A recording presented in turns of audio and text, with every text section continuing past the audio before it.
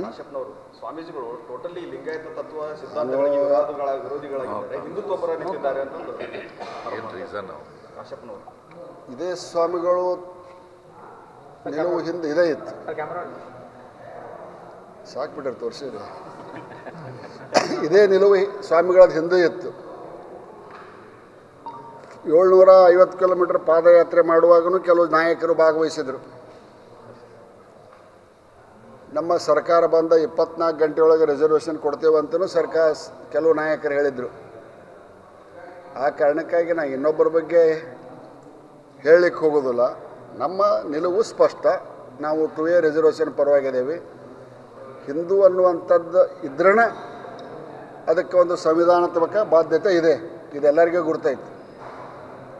ನೋಡ್ರಿ, ಕೆಲವು ನಾಯಕರು ಹೇಳ್ತಾರೆ ವೀರಶೈವ ಕ್ರಿಶ್ಚಿಯನ್ ಅಂತ ಬರೆಸ್ರಿ, ವೀರಶೈವ ಲಿಂಗಾಯತ ಅಂತ ಬರೆಸ್ರಿ, ಕ್ರಿಶ್ಚಿಯನ್ ಲಿಂಗಾಯತ ಅಂತ ಬರೆಸ್ರಿ, ಕ್ರಿಶ್ಚಿಯನ್ ಒಕ್ಕಲಿಗರು ಅಂತ ಬರೆಸ್ರಿ, ಆದರೆ ನಮ್ಮ ಜಾತಿಯವ್ರು ಮಾತ್ರ ಕುರುಬರಂತ ಒಂದೇ ಬರೆಸ್ರಿ ಅಂತ ಹೇಳ್ತಾರೆ. ನಮ್ಮದವ್ರು ಬಂದಾಗ ಕುರುಬರು ಉಪಜಾತಿ ಬರೆಸ್ಬೇಡ್ರಿ, ಕುರುಬರಂತ ಅಷ್ಟೇ ಬರೆಸ್ರಿ, ಉಳಿದವ್ರು ನೀವು ಬೆಡರ್ ಚಕಡಿ. ಎಲ್ಲಿದೆ ಹಾಲು ಮತ ಅಂತ ಎಲ್ಲಿದೆ ಹಾಲು ಮತ ಅಂತ ಹೇಳ್ತಾರೆ. ಈ ರೀತಿ ಈ ರಾಜ್ಯ ಹೊಂಟೈತಿ. ಮತ್ತು ರಾಜ್ಯದ ಮುಖ್ಯಸ್ಥನ ಹಂಗೆ ಹೊಂಟಾಗ ಮತ್ತು ಅಲ್ಲೇ ಇಲ್ಲೇ ಇದ್ದವ್ರು ಹೋಗೋದೇನು ದೊಡ್ಡ ಮಾತಲ್ಲ, ಅದಕ್ಕಿಂತ ಆಶ್ಚರ್ಯನೇ ಇಲ್ಲ. ಇದರಿಂದ ನಾವು ಯಾರೂ ವಿಚಲಿತನೂ ಆಗಿಲ್ಲ. ನಮ್ಮ ಸಮಾಜವನ್ನು ಯಾವುದು ನೋಡ್ರಿ, ದಯವಿಟ್ಟು ಯಾರಿಗೂ ಶಂಕೆ ಬೇಡ. ಹಿಂದೂ ಅನ್ನುವಂಥ ಶಬ್ದ ಪರಂಪರಾಗತವಾಗಿ ಬಂದಿದೆ, ಅದು ನಮ್ಮ ರಕ್ತದಲ್ಲೇ ಐತಿ. ನಮ್ಮ ಧರ್ಮ ಹಿಂದೂ, ಉಪಜಾತಿ ಅವ್ರವ್ರ ಕಾಲಮ್ದೊಳಗೆ ಅವ್ರು ಬೇಕಾದ ಬರೆಸ್ಲಿ.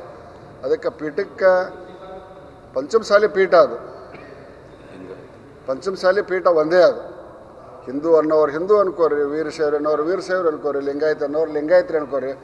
ಅವರವರ ಭಕ್ತಿಗೆ ಅವರವರ ಭಾವಕ್ಕೆ ಇರುತ್ತಿ ಏನು ಶಿವಯೋಗಿ. ಸ್ವಾಮಿಗಳ ಉದ್ದೇಶ ಸ್ಪಷ್ಟ ಐತಿ. ಸಮಾಜದ ಬಡ ಮಕ್ಕಳಿಗೆ ವಿದ್ಯಾಭ್ಯಾಸಕ್ಕಾಗಿ ನೌಕರಿಗಾಗಿ ಮೀಸಲಾತಿಯನ್ನು ಕೊಡಿಸ್ಬೇಕನ್ನುವಂಥದ್ದು 2A ರಿಸರ್ವೇಷನ್. ಆ ಹೋರಾಟಕ್ಕೆ ಅವರು ಬದ್ಧರಾಗ್ಯಾರ. ಆ ಹೋರಾಟಕ್ಕೆ ನಾವೆಲ್ಲರೂ ಬೆಂಬಲದಿಂದ ಅದೇವಿ. ಮುಂದೆ ಏನೋ ದಯಾಗನಾದ ಪರಮಾತ್ಮ ಕೂಡಲ ಸಂಗಮನ ಆಶೀರ್ವಾದದಿಂದ ಮುಂದಿನ 2.5 ವರ್ಷದೊಳಗೆ ರಾಜ್ಯದ ಚುಕ್ಕಾಣಿಯನ್ನು ಹಿಡಿಯುವಂಥ ಅವಕಾಶ ಸಿಕ್ಕರೆ ಅದಕ್ಕೆ ಪುನಃ ಪ್ರಯತ್ನಿಸಿ ಶ್ರೀಗಳಿಗೆ ಒಂದು ವಿಜಯ ಪತಾಕೆ ಮಾಲೆಯನ್ನು ಹಾಕಿಕೊಡ್ಲಿಕ್ಕೆ ನಾವೆಲ್ಲರೂ ಬದ್ಧರಿದ್ದೇವೆ ಅನ್ನುವಂಥ ಮಾತನ್ನು ತಿಳಿಸ್ತೀವಿ.